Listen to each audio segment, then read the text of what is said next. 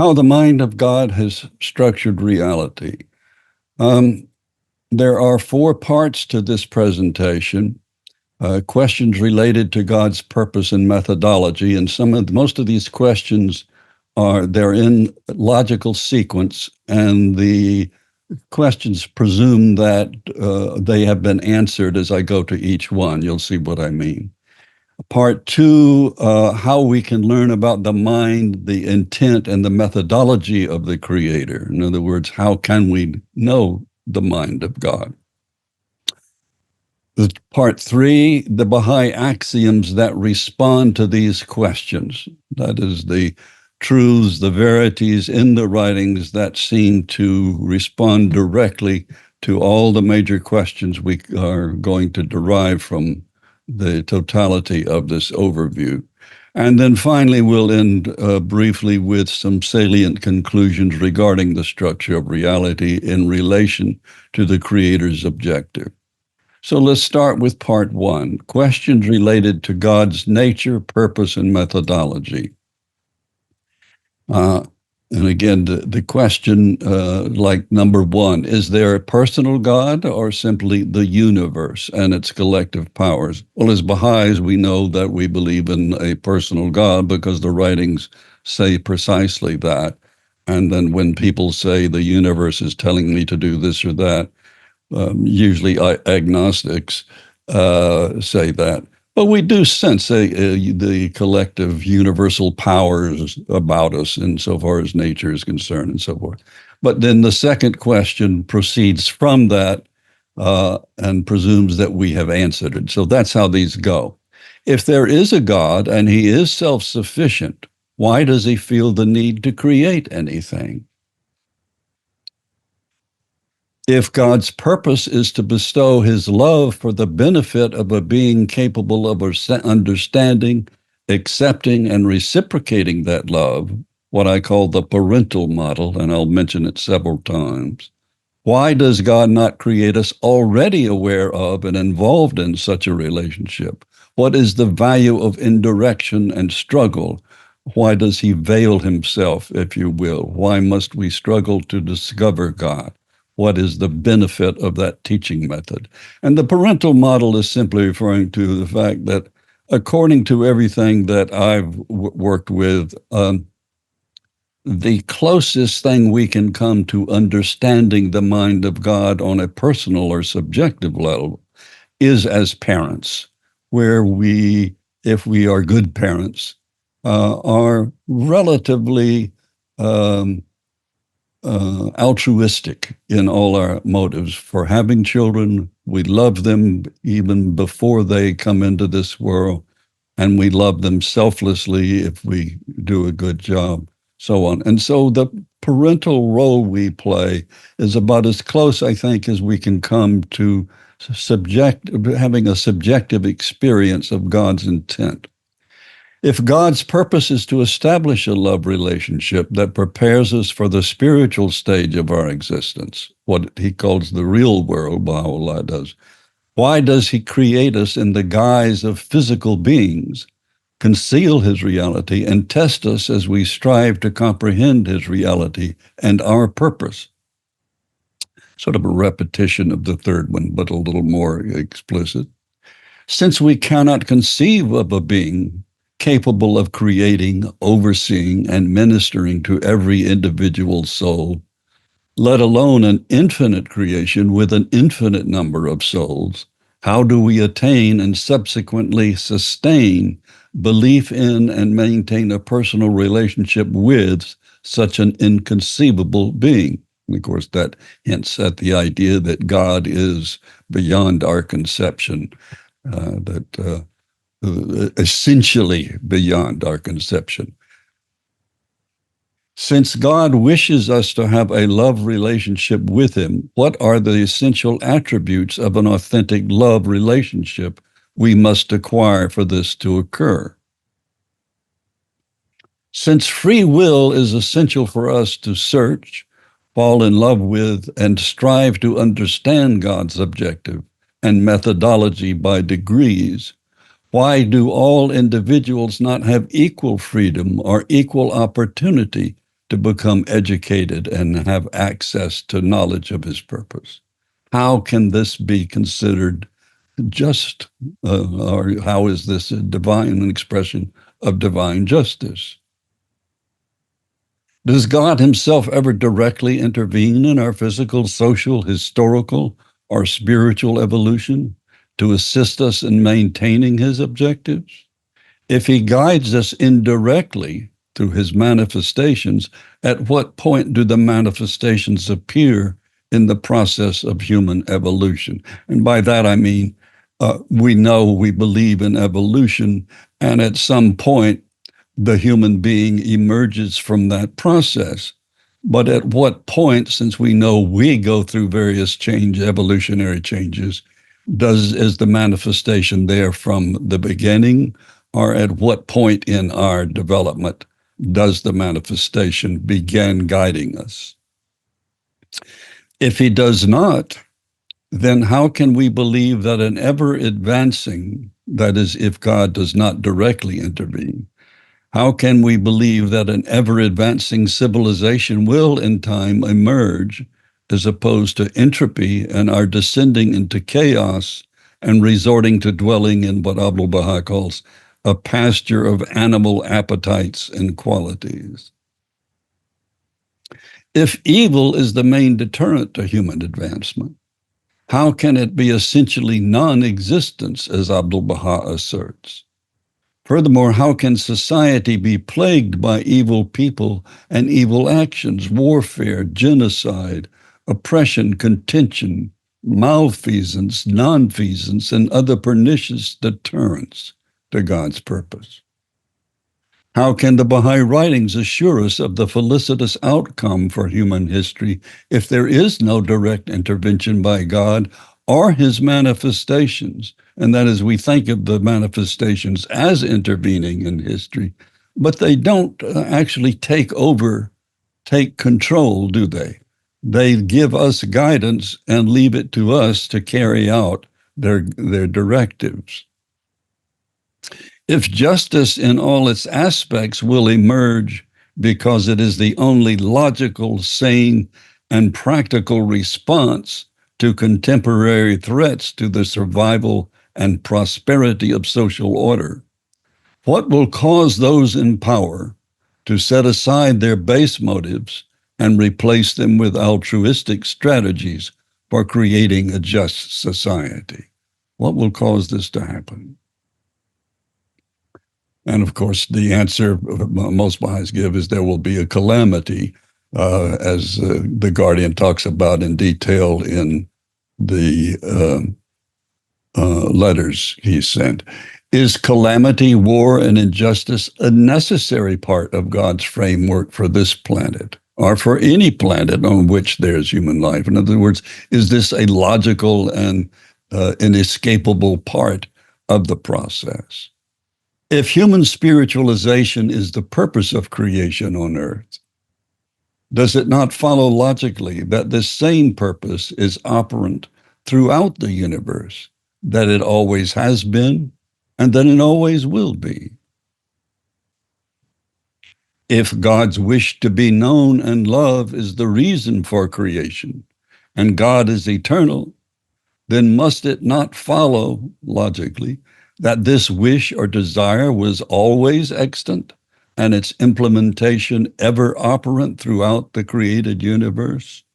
In other words, this idea, this wish of God, what is called the the hadith of the hidden treasure, it didn't, if it's a good idea, it didn't happen in some point in time where God said, I know what, let me do this or that, and so on. In other words, if it was a good idea, it was a good idea from the beginning. Is the universe a work in progress, or is it a finished design? If it is eternal and has no beginning or end, as the writings repeatedly say, must it not always have been a completed mechanism in which only subsystems are in the process of becoming or declining, such as our planet? Well, we know mankind existed before our planet did. At least the writings say so. How can a loving creator allow for a planet to disintegrate once it has achieved its furthermost point of advancement, as implied in the symbolism of the arcs of ascent and descent, and the fact that Abdu'l-Baha says that at some point this planet will go out of being, that everything is either coming into being or going out of being. There is no stasis, and there is no end point in development. How could there be more than one universe? And this, of course, is not responding to a Baha'i question, but the fact that some cosmologists are saying that there's more than one universe. How can there be more than one universe if by the term universe we denote the totality of reality, both material and metaphysical?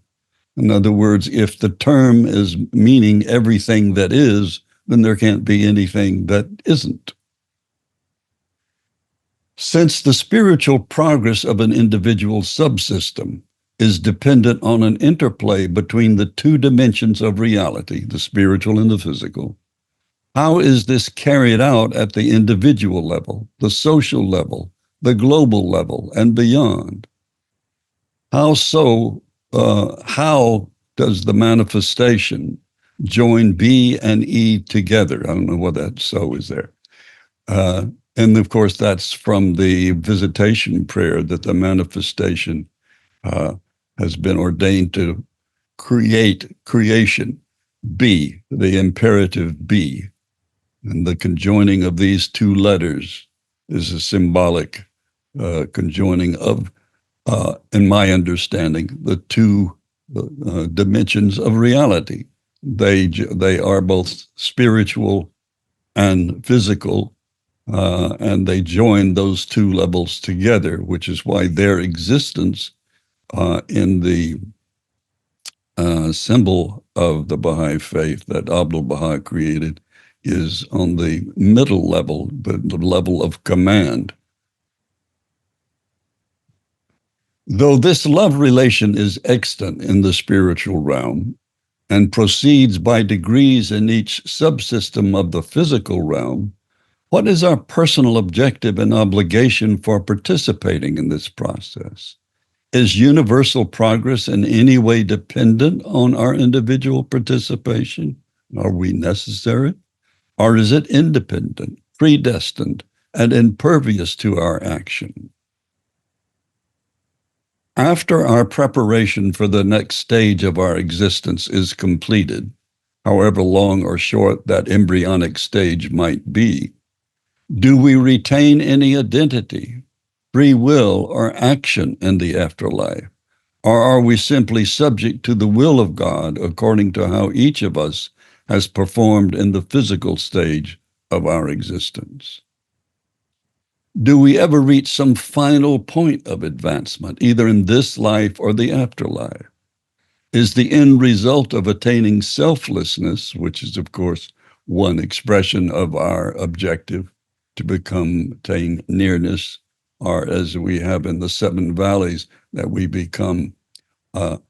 retain such nearness that we lose the sense of self as being autonomous or being having meaning apart from our incorporation into the spiritual entity that is reality,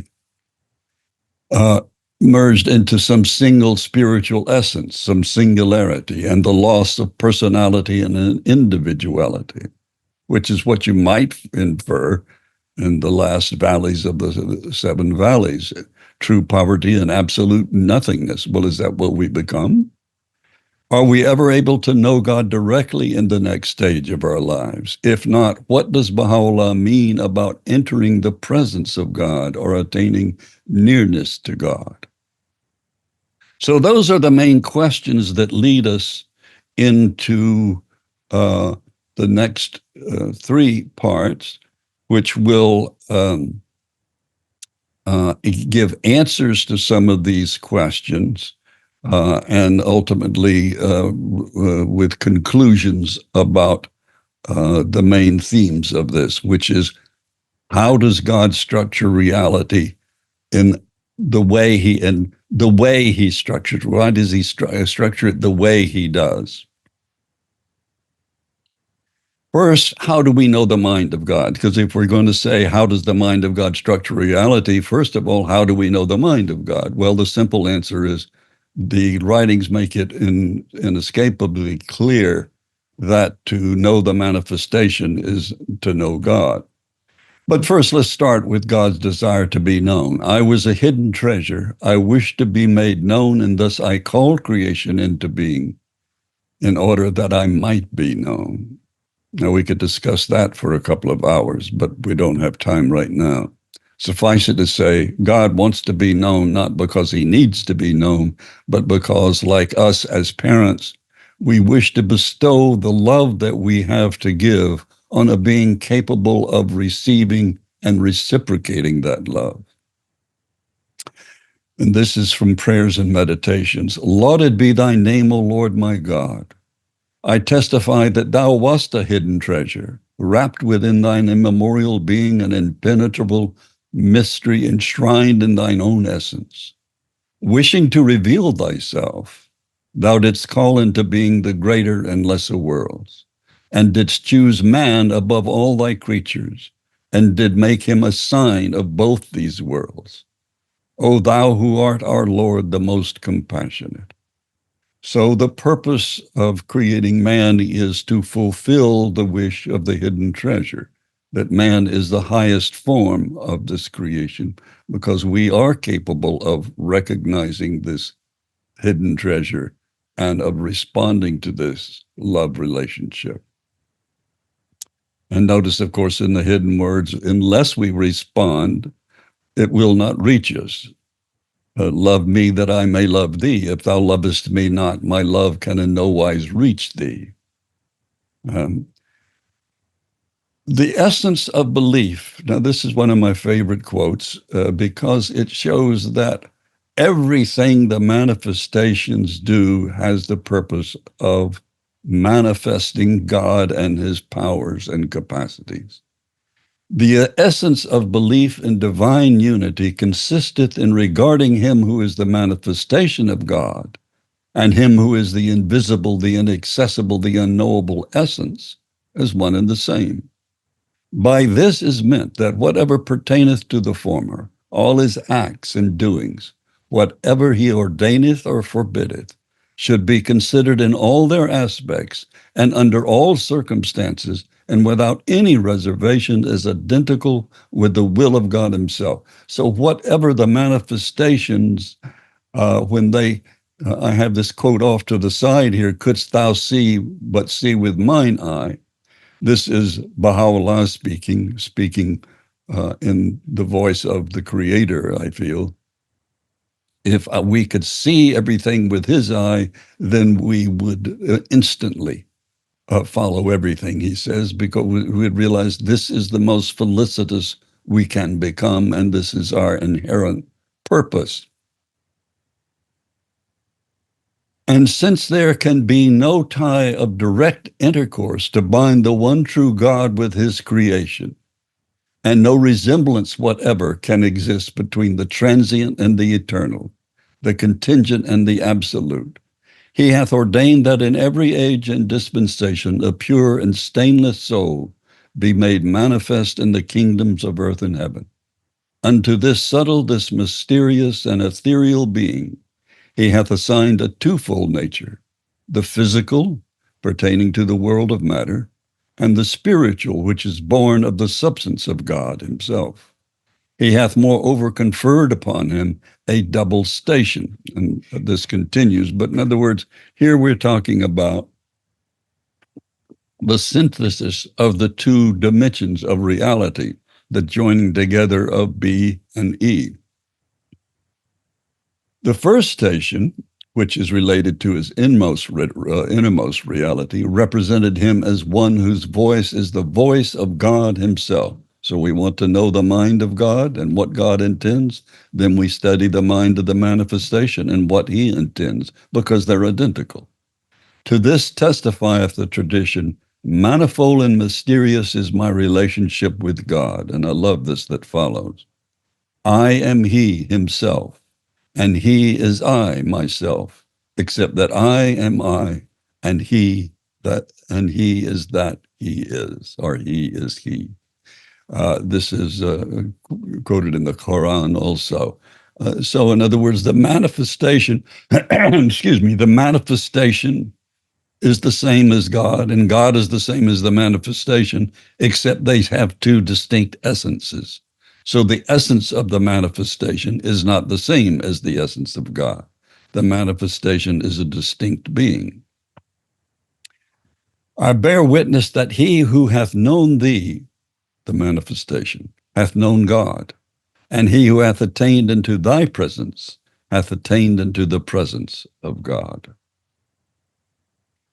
Viewed in the light of their second station, the station of distinction, differentiation, temporal limitations, characteristics, and standards, they manifest absolute servitude under utter destitution and complete self-effacement. Even as he saith, I am the servant of God. I am but a man like you. And that's Muhammad speaking to those who are questioning his station. The mind of God is known through studying creation and all its laws and relationships. This is from the Iqan.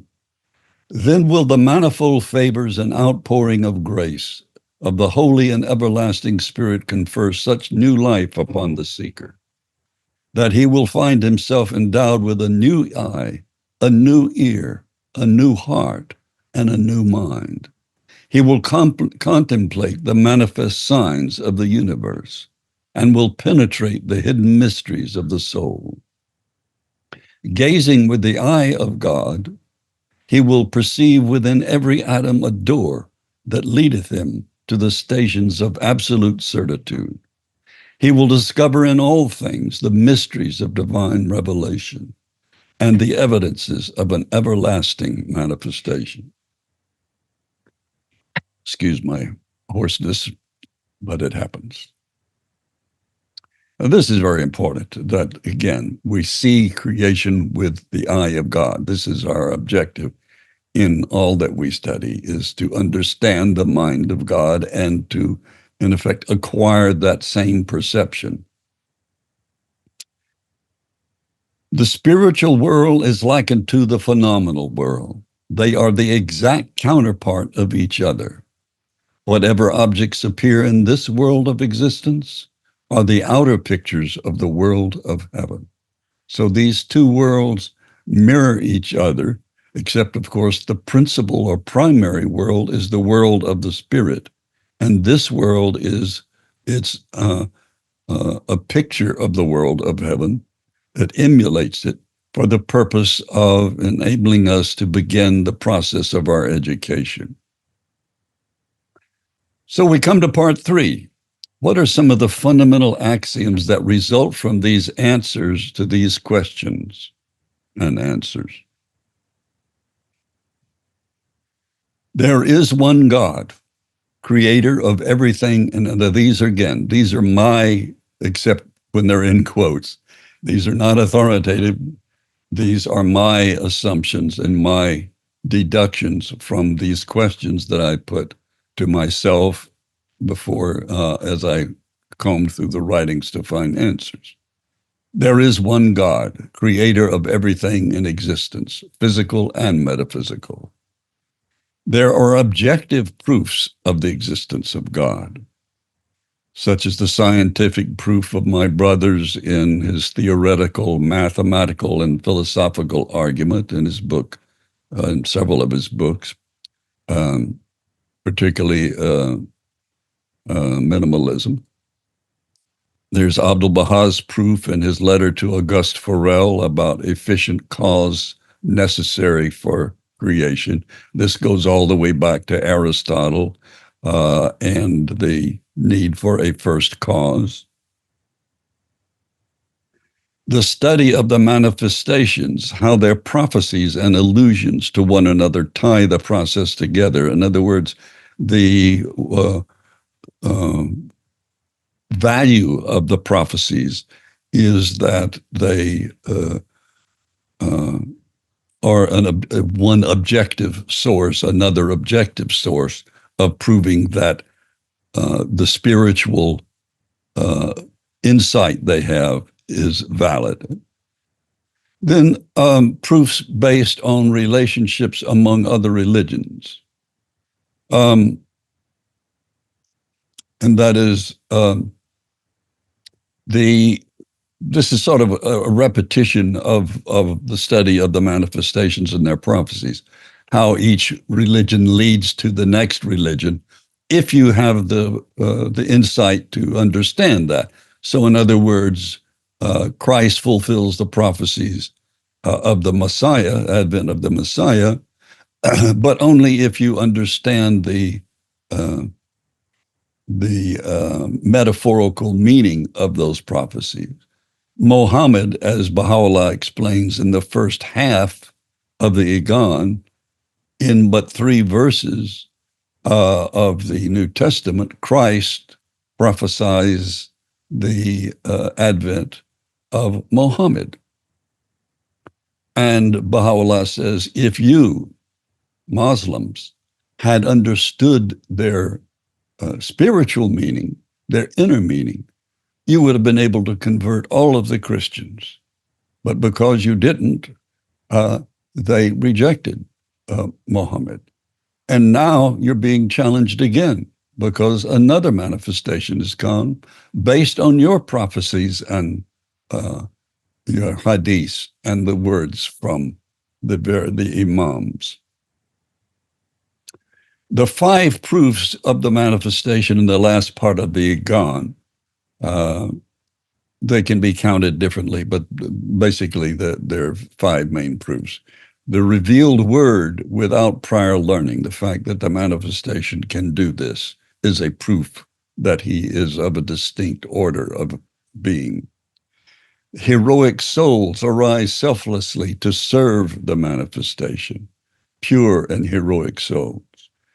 Why would they do this if their only reward is to be persecuted? That's a proof, and it is an objective proof.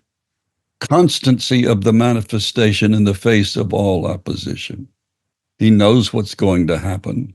The Bab predicts his own martyrdom in his own books, and yet he proceeds and is fearless. The ascendancy in spite of persecution. How does the religion take hold? And if you think about it, what has happened to the Baha'i faith worldwide in about 150 some years or more than that.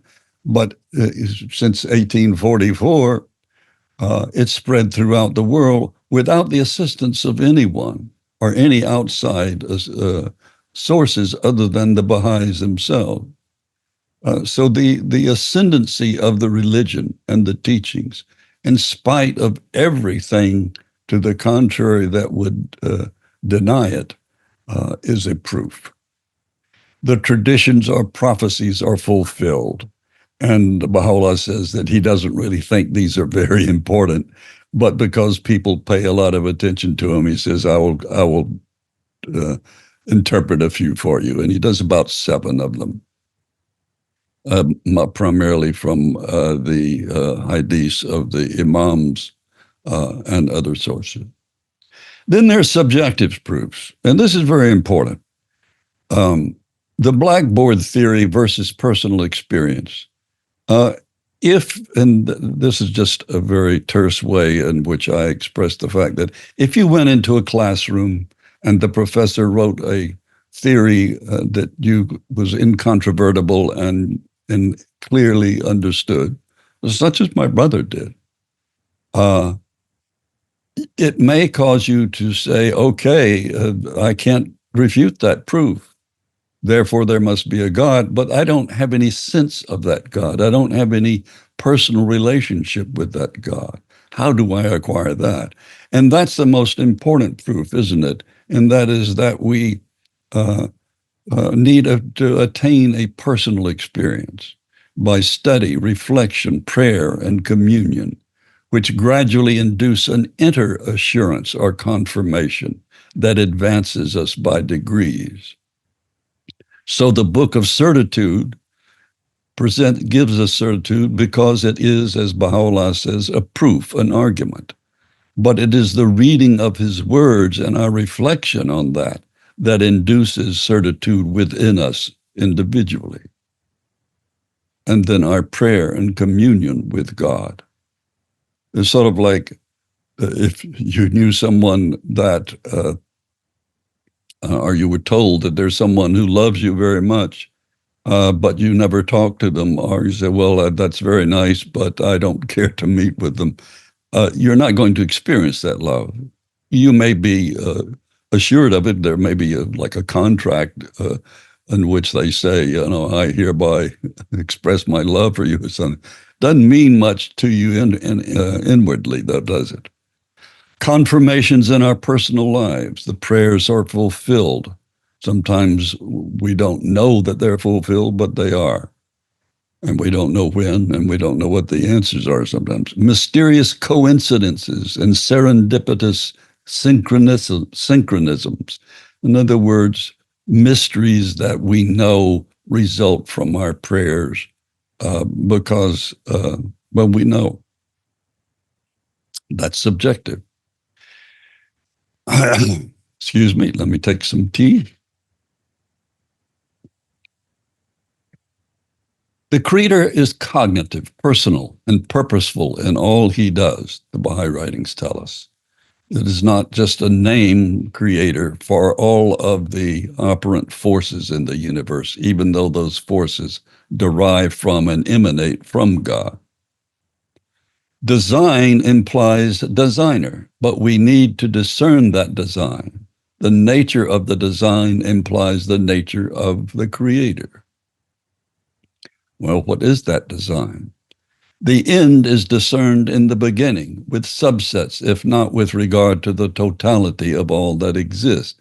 So the most familiar we are with this concept, the end and the beginning, is usually, for most people, the wayfarer in the valley of knowledge in the seven valleys, where he's chased down these alleyways by someone he thinks is his persecutor and is going to kill him.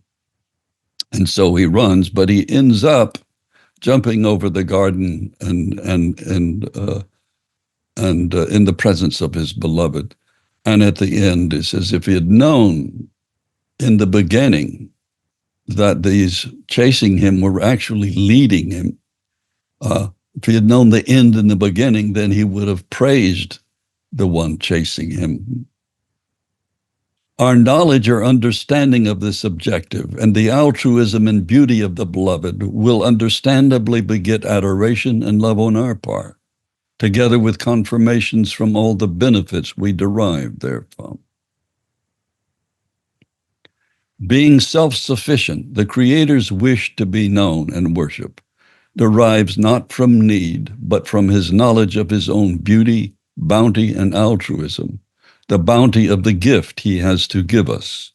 He thus desires to share his love with a being capable of discerning his nature and benefiting from that knowledge by freely accepting that love and thereby establishing an authentic love relationship, the parental model again. So in other words, the Creator's wish to be known is altruistic, but we must have free will to discern it, and it must come from our own effort. It can't be imposed. Try to impose love on your child. You can do everything in the world with your child to show how much you love them, how much you're willing to sacrifice for them. But if they don't wish to return that love, it's very painful, but there's nothing else you can do. It's just repeat that you love them and show that you love them. But it's their free will that completes the relationship. So that's the nature of an authentic love relationship. It is bilateral and thus requires a lover as well as a beloved.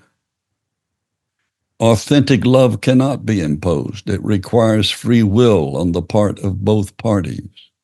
Authentic love is not static. This is a very sad, mistaken idea of love we have in the modern world, that you fall in love and there you are and it stays like that. And you try to make it stay like that, in that ecstasy. But that's not the nature of authentic love. If it is authentic, it progresses through successive stages beyond the initial attraction or infatuation.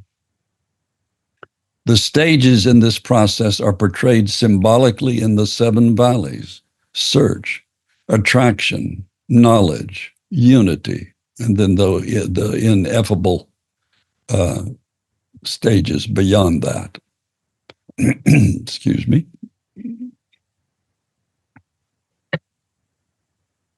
Authentic love of God produces an altruistic desire to share the bounty of knowing Him, receiving His love, and delighting in this a ceaseless path of enlightenment, ecstasy, and action, so that all traces of self, not identity, but the negative sense of exalting the self, become diminished by degree.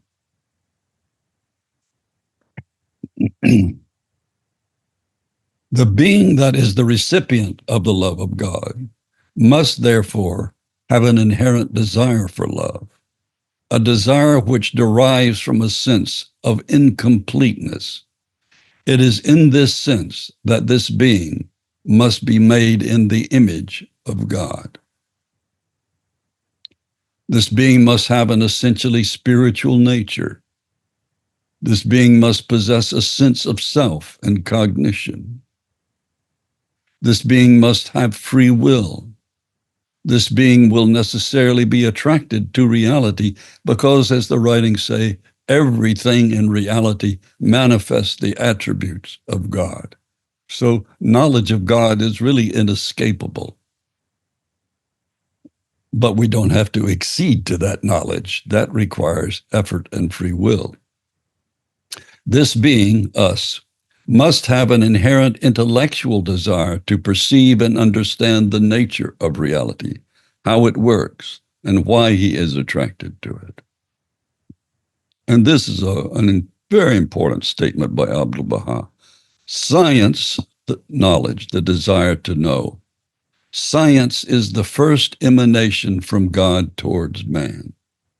The desire to know, it's inherent. It's in there from the beginning.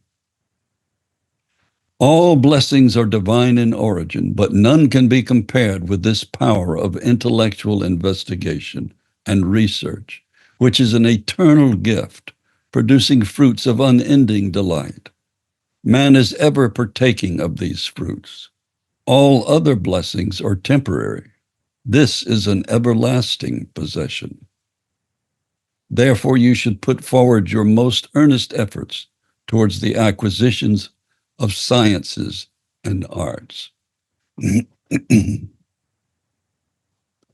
So that this relationship will come about authentically, knowledge of the beloved is veiled from direct perception. And here's the indirection again. Why is God veiled? Why is spirit? Why is spiritual reality? No, excuse me. Let me clear my throat.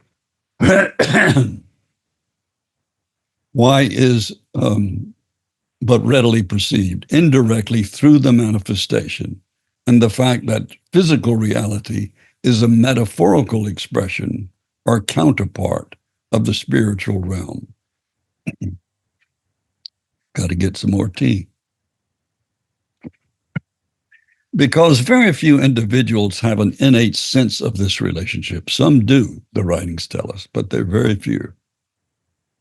Inherent spiritual discernment. Most must acquire the tools for carrying out a step-by-step process of learning how to recognize spiritual attributes and how to complete this process by expressing this acquired knowledge in action. Knowledge without action is meaningless. In fact, of course, Abdu'l-Bahá says that faith is conscious knowledge expressed in action. Such a process, while requiring assistance and guidance from the manifestation, cannot be coerced, but must result from freely chosen response. And that's why when he says about teaching, if someone accepts the gift that you are giving them and teaching them about these, about the Baha'i faith, Wonderful. Stay with them. But if they refuse, leave them to God. Do not impose, do not proselytize. However, this response is never static or complete, but an endless process of perfecting one's essential reality, the rational soul, even during our lives in the realm of the spirit. So we don't stop development at the end of this physical life. We are only, as the writings say, in an embryonic stage, preparing us to be born into the real world of the spirit, where we will continue to progress. And we will have free will to do it. Unlike beasts of the field, the human being has few instincts and thus requires a teacher to initiate this process, to manifest the attributes of the beloved, including his mind or intent, by devising a method inspired by the mind of God, whereby knowledge of the desired one leads to emulation of his attributes and attainment of nearness by degrees. So now we're beginning to see the logic underlying the design of creation in both worlds. The teacher needs to instigate and institute this desire to seek out the source of that divine spirit, the Holy Spirit, from which emanates the essential self and which animates the essence of all created things, thereby responding to our inherent desire to know and understand reality. This methodology must necessarily employ a subtle or indirect methodology. Otherwise, true teaching and authentic learning will not occur. Instead, imposition will result in dogmatism, superstition, and fanaticism rather than reasoned belief. The laws, ordinances, and exhortations must be expressed in language. Therefore, in the beginning is the revealed word, though that word is also made flesh, and therefore thereby exemplify in the personhood of the manifestation.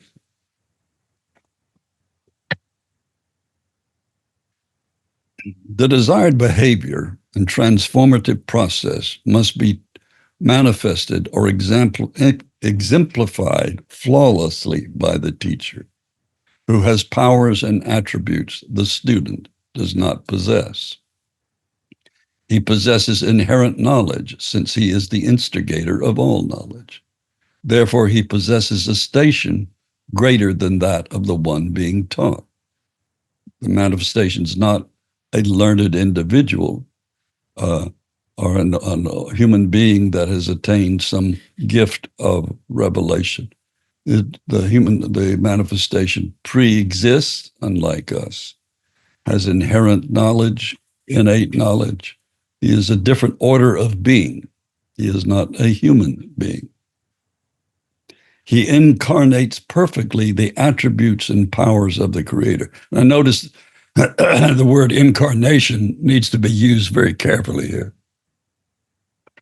He doesn't incarnate God, as the Christians believe Christ did.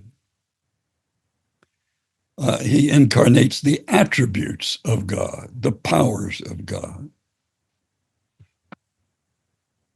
He is the intermediary between the Creator and his creation, since the Creator has no direct physical connection. The learning process must always be progressive. There can be, excuse me, friends.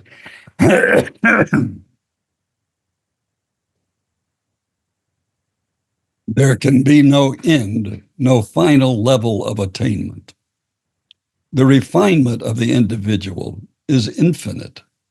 While a being cannot change station, a human soul always remains a human soul. There is the capacity for infinite refinement within each category of existence. This learning process necessarily involves social relationships. Spiritual development is necessarily a social process, both as an expression of divine order creating the community, and ultimately the planetary expression, and ultimately beyond that. And as a means of exercising and developing spiritual attributes, because most spiritual attributes are social in nature. Justice, love, humility, empathy, truthfulness mean nothing unless they are acted out with other people. While the present dispensation is designed to bring about planetary unity and refinement, there is no limit to the expansion of social unity. It is not confined to the level of a planet, a solar system, or even a galaxy, or a galactic cluster. The eternality of creation. Creation hath neither beginning or end. This is said repeatedly throughout the writings. Since God is eternal, his wish to be known and loved is eternal. Since this wish is eternal, the system established to fulfill his wish must also be eternal. Since the system is eternal, it has always been complete and is not in a state of becoming. Since it has no beginning and has always been in a state of completion, all subsystems, which are always coming into being, providing and receiving life-giving resources to the body, and then going out of being, are never complete unto themselves. They're always a part of a larger expression of unity. Subsystems are either progressing or regressing because stasis is impossible. All we can yet discern are subsystems and remnants of previous subsystems and previous hot expansions. Subsystems have a predetermined life cycle. Like cells in a body, they contribute to a succession of systems larger than themselves and ultimately to the universe itself. Shoghi Effendi mentions that there will be interplanetary unity at some point. When a subsystem produces human life, a planet comes into being, and a planet in that Goldilocks position of being too close enough but not too close to its star, human life will be the natural outcome of that evolutionary process, in my opinion. That is what I understand. From several sources in the writings, the main one being that Abdu'l-Baha says that each planet is like a seed in the matrix of the universe. And the growth of that seed into a planet ultimately ends up in producing human life. That's the most exquisite expression of evolution. So when the subsystem produces human life, then at some point, we don't know when, the manifestation intercedes directly to guide human social and physical evolution. In this sense, the universe is not in a process. It is complete, self-sustaining, eternal, a physical replication of the eternal spiritual realm. The spiritual realm is itself but an emanation from God by means of the Holy Spirit, which derives from the Creator.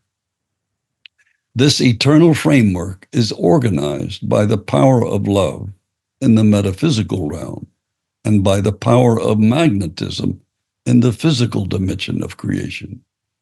So in other words, magnetism is a metaphorical expression in the physical realm of the power of love that organizes and holds together the unity in the spiritual realm.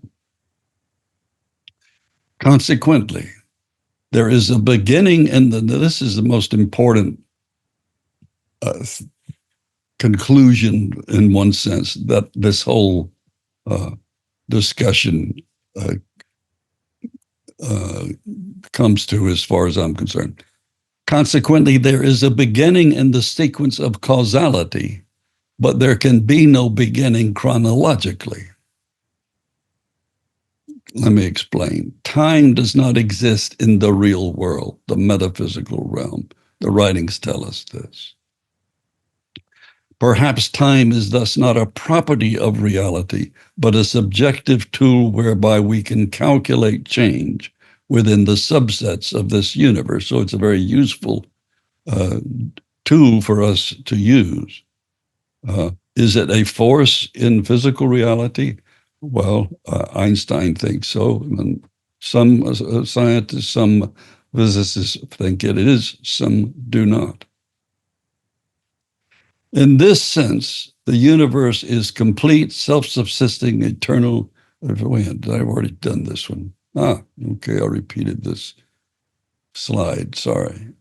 Therefore, the hot Big Bang could not have been the origin of the universe or creation, but only the beginning of a subset. And of course, now they're discovering what seemed to be remnants of another hot Big Bang. Could Penrose be right that there is a sequence of bangs like the beating of a universal heart? His theory, or the last time I looked at it, he's changed it several times, is that the Big Bang occurs, you have a singularity, and then it expands into creation. Then creation falls back on itself into another singularity and then expands again. I don't think that's logically feasible from a Baha'i perspective, because there would be a period or point, perhaps a pretty long one, when the Creator's wish was not operant, both before and during this process, where there was not man. And Abdu'l-Baha says, there is no point in time or creation where man does not exist. There's only points in the evolution of a planet prior to the existence of man. Perhaps there are similar sources of beginnings in other parts of the universe, beyond our present reckoning.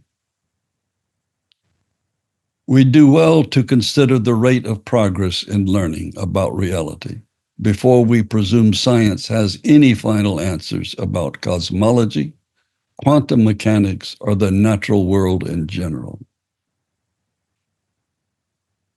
There is a beginning of causality, a primal point, but there is no beginning of chronology as regards the universe. That's a repeating of one I've already said. The mind of God can be understood by studying the mind of the manifestations. The mind of God as it relates to the structure of reality can thus be understood by studying the purpose of reality as set forth by the manifestation, which allows us to see with mine eye. Baha'u'llah has provided the force, the framework, and the method for spiritualizing the planet at the level of the individual, the family, the community, the territory, the nation, and this planet. By employing the vision of Baha'u'llah, we are enabled to see with the eyes of God, to understand the mind of God, to appreciate the end in the beginning, as does the lover in the Seven Valleys, once he realizes that all the forces he thought were assailing him were actually urging him towards the objective of his adoration. To comprehend one important definition of authentic knowledge and understanding, how present struggles and obstacles are ultimately necessary, the beginning, stages towards attaining the meaning underlining the journey of the mystic knower. In other words, what we're going through now, to appreciate that it has meaning, is to understand what the end in this beginning, or not beginning, is it? We're now in the stage of maturity. So we're past the stage of childhood and beginning. But to know what we're going through and what it means, and that it is necessary, is to know the end of our journey. Finally, just a couple of images that may be of value to you, and then I'll be through. Looking at the knowledge of the end and the beginning as it applies to human history. The life cycle of planet Earth, according to scientists, is about 9 billion years. And we are at this point about halfway through that. Now, that may sound depressing since we're only now reaching the age of maturity. But what we've got to understand is that we, human beings, Homo sapien, have not been around that long. So Homo sapiens came into being, excuse me, approximately 300,000 years ago. The Adamic cycle occurred only 0.02% of that time. So the Adamic cycle is right here. That's how much time that universal cycle used up. And of course, we know there were universal cycles before that. We presume there were cycles ever since at least since humankind emerged. In fact, we can say that humankind would not have emerged without manifestation. So there are universal cycles all up until the beginning of the cycle we just completed with the coming of the Bob. So when the Bob appears, we begin a new cycle, which will last 500,000 years. That's a long time. Notice that it's 60% longer than the time between the emergence of Homo sapiens and the present time. And that's just the universal cycle of the Baha'i era. There will be cycles after that. So here we are, and there's the end. But notice that 500,000 years is 1.1% of the time remaining. But 500,000 years, though we can not conceive in any way the glory of that ending and what we will become. The remainder of the time after the end of the Baha'i cycle is 98.9% of the time that remains.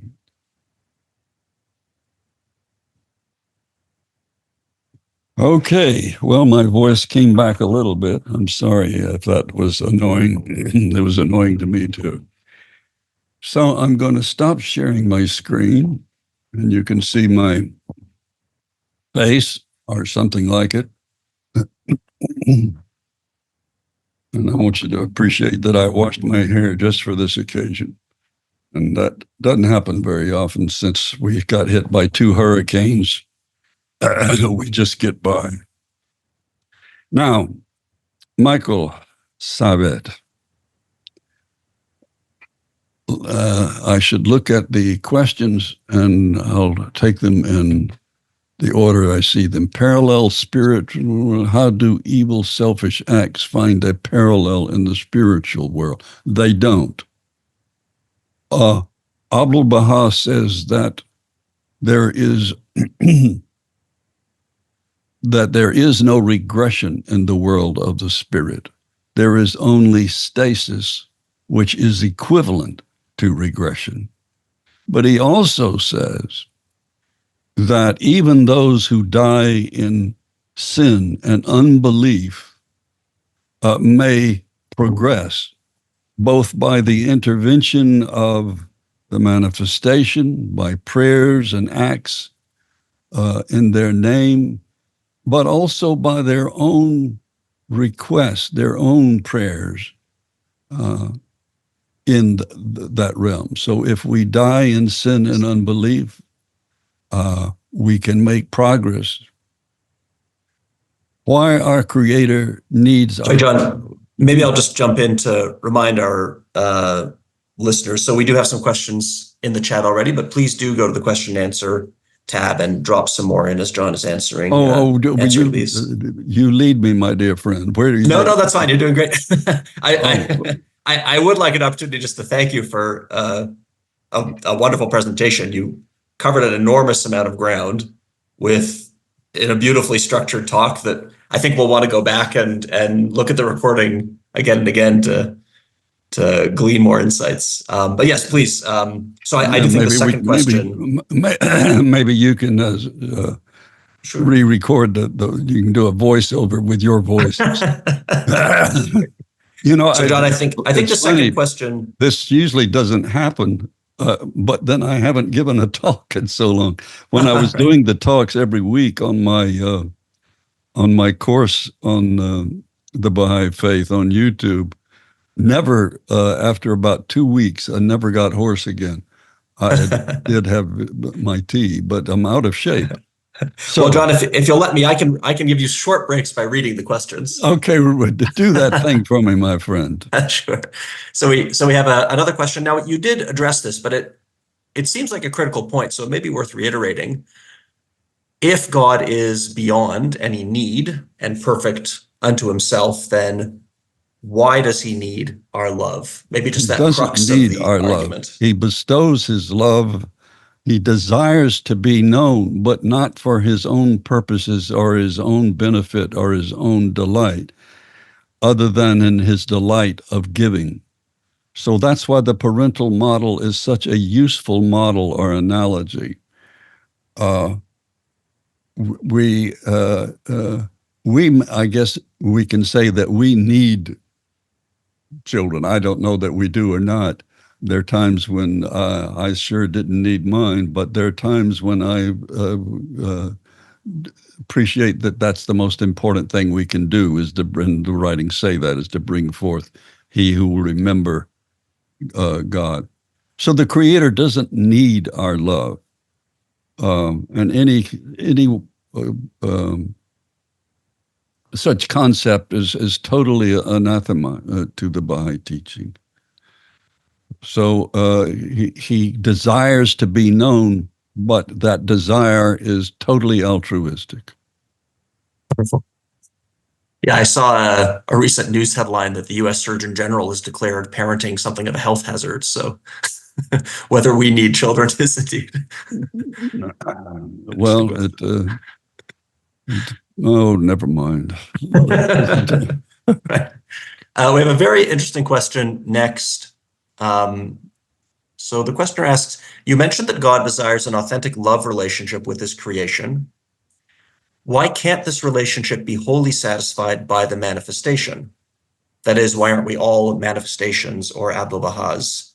Because surely they all have an authentic love relationship with God. So in other words, why create all of us lesser instantiations? Well, we don't have the capacity to become manifestations because they are a different order of being, in the same way the dog can't become a human being. Right. But I think it's a different order of being. And we can't become Abdu'l-Baha'is because Abdu'l-Baha was the mystery of God. No one has ever had the station that Abdu'l-Baha did. He was a perfect exemplar. So I think the questioner is wondering, certainly we can't become the manifestation, but why are we around when God can create a manifestation to fulfill that love relationship? Because he wants beings to have joy. Let's put it this way. The manifestation is near God from the beginning. He doesn't need to be learned, to be taught. He has inherent knowledge because he emanates from God in that condition. The process of becoming, and of course, that was one of the questions I asked, if you remember, and that is, why doesn't God just create us the way he wants us in the first place? Because there is value in learning. There is a joy in those of you who have attained certain goals in your own education. know the joy of learning something new. It's wonderful. Well, the same thing is true in a love relationship, that it progresses and so on. So, and for two reasons. One, just to impose it creates an automaton.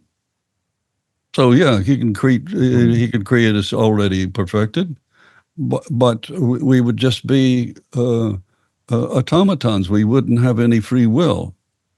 Uh, it wouldn't have any real meaning for us. So there is a joy in the process of learning, and love is not love if it's imposed. It is something else. Wonderful. I want to jump down a bit, a question a bit further down the list. Leibniz proposed that this is the best of all possible worlds. Abdu'l-Baha confirms this in some answered questions.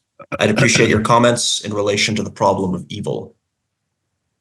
Yeah, Leibniz was right. Of course, Voltaire and Candide puts him to task for it by showing all the evil in the world. But the fact is, Leibniz logic is irrefutable. It is the best of all possible worlds.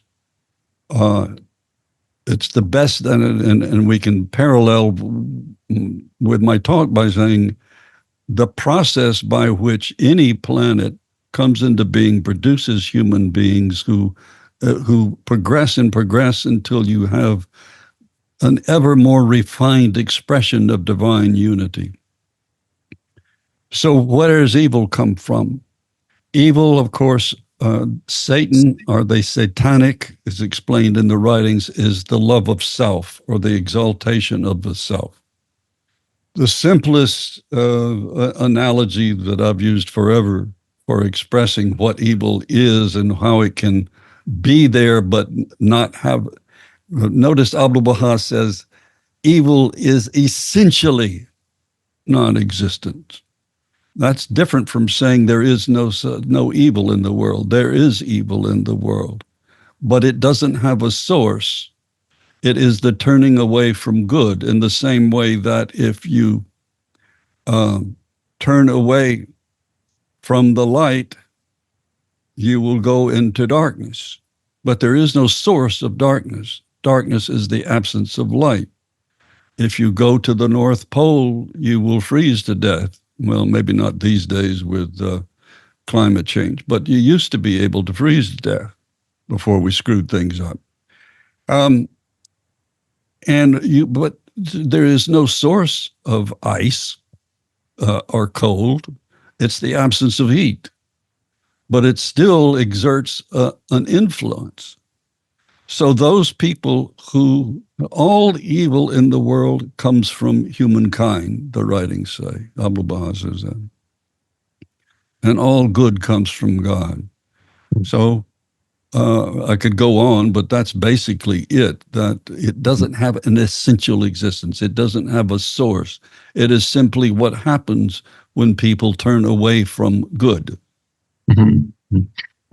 Would it be fair to say that in order to understand this world as the best of all possible worlds, we can only have that understanding when we view the world as we experience it in that bigger metaphysical context that you've been talking about tonight? In other words, for a materialist who believes that this world is all there is and the lives we're given are all we get, is it fair to say that from that perspective, it would be difficult, if not impossible, to argue that this is the best of all possible worlds? Well, this is why the writings of Baha'u'llah are so incredible, and the writings of the Guardian.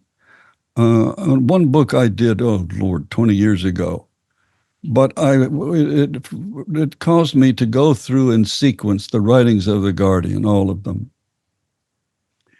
And what you get when you go through the writings of the Guardian, among everything else, is a vision of the future that is mind-boggling and wonderful, because you feel like you're in that world when you're reading the writings of the Guardian.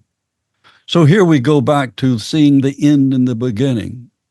it's only the best of all possible worlds if you understand the process that we're a part of and where it's going.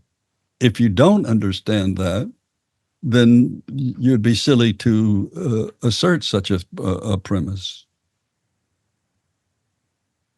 So you have to know where it's going to believe that it's a good thing. Right. So I have an interesting question here.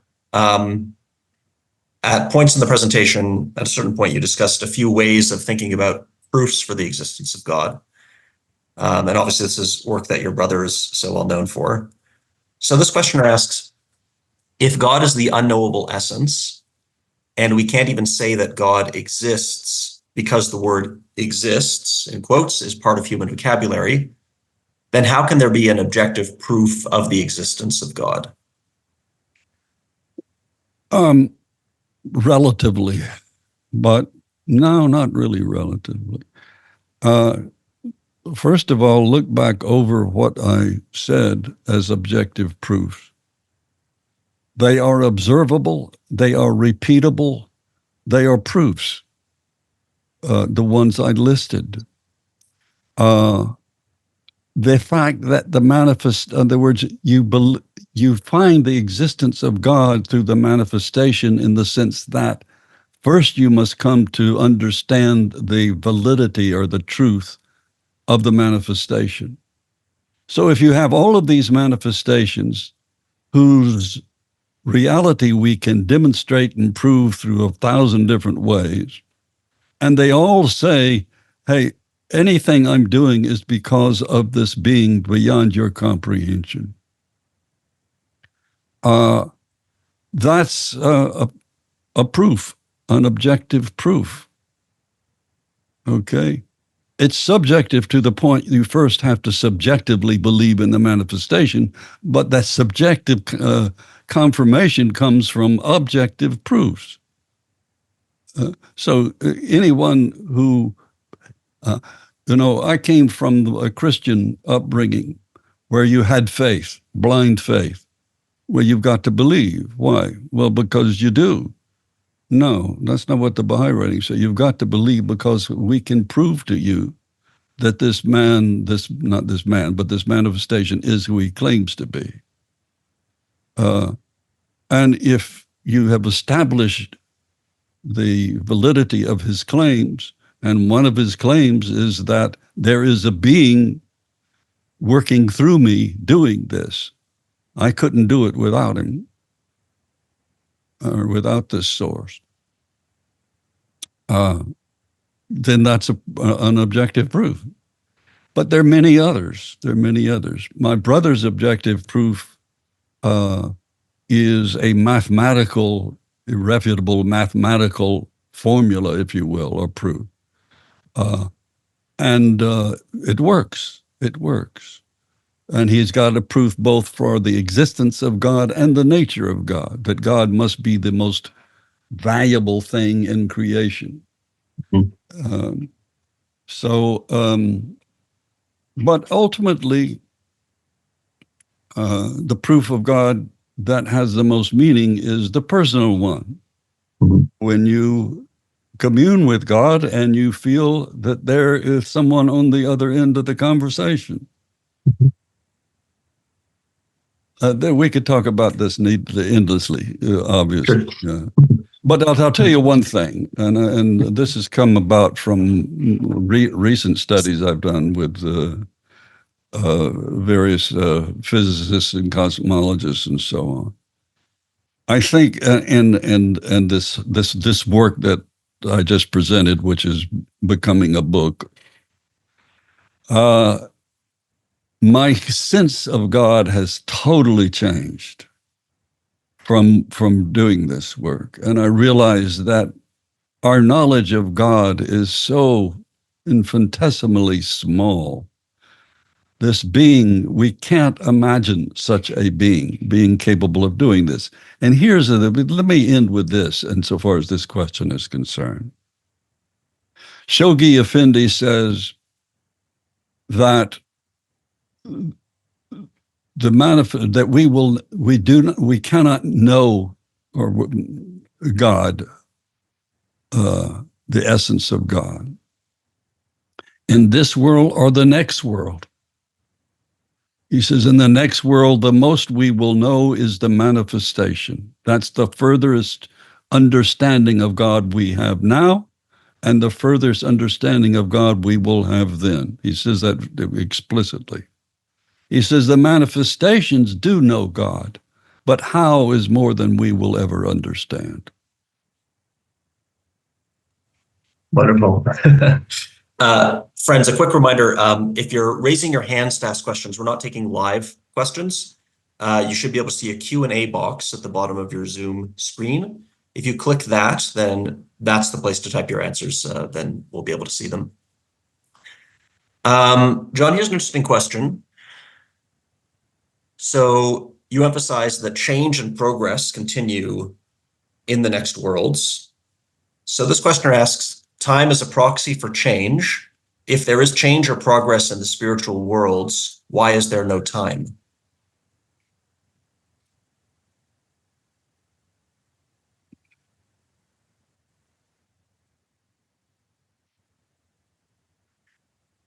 In the same way that I asserted that creation is as it has been, it is as it was, is from the Quranic writings.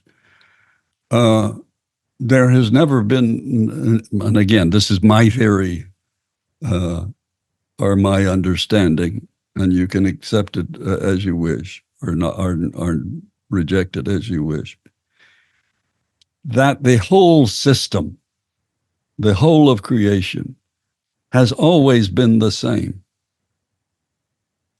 Of course, I can say there's no time in the next world because the Baha'i writings say there is no time.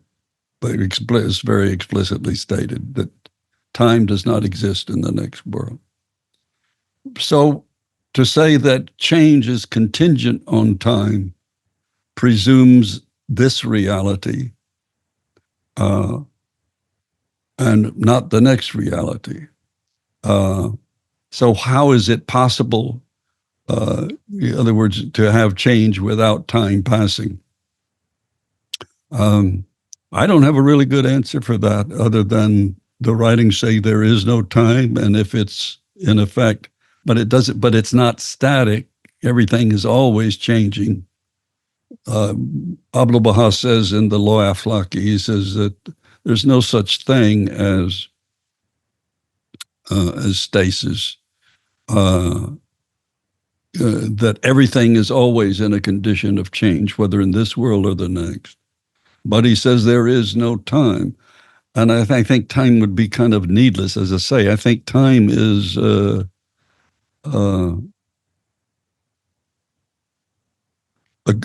nice tool we use. I don't conceive of it as a force, but I don't know why.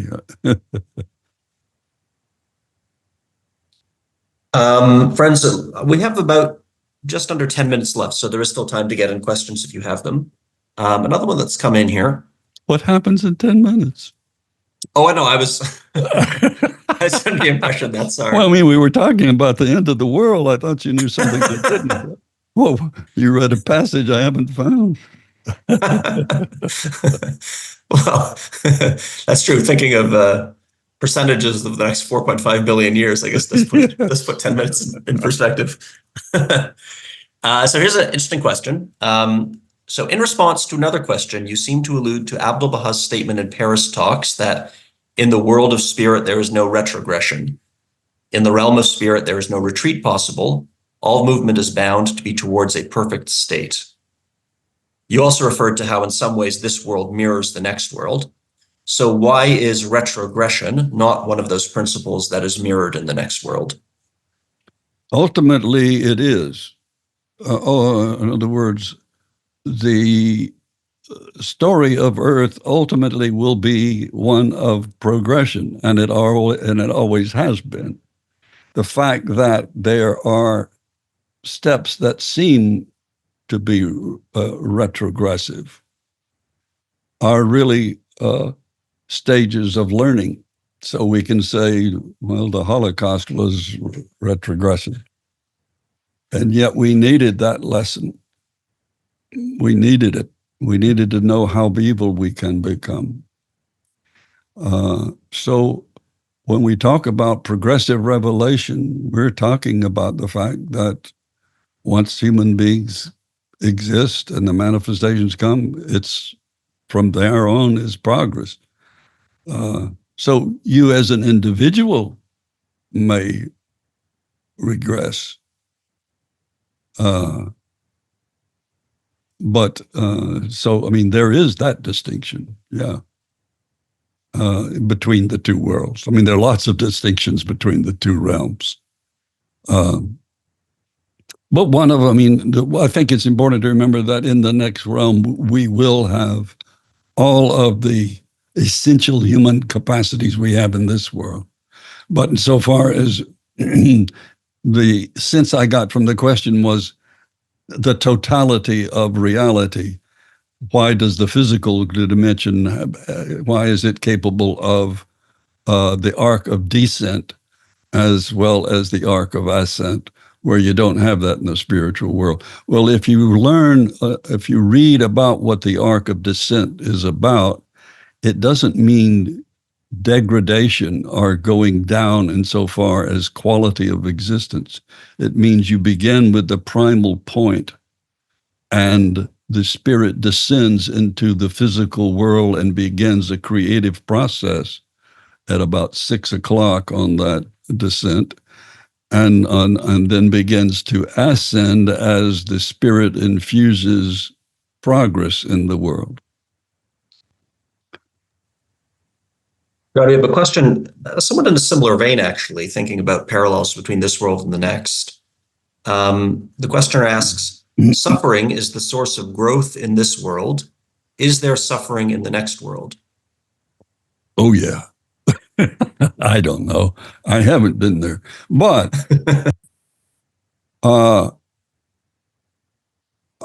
I believe, let me tell you what I believe and not presume that I know the answer. My sense is, from both the fact that I do believe that some of the NDEs, the near-death experiences, are valid and give us a little tiny glimpse of the next world. In as much, well, Baha'u'llah confirms it. He says, those who have lived well, this is about in the middle of gleanings. He says, live well, you will have such delight as you can imagine.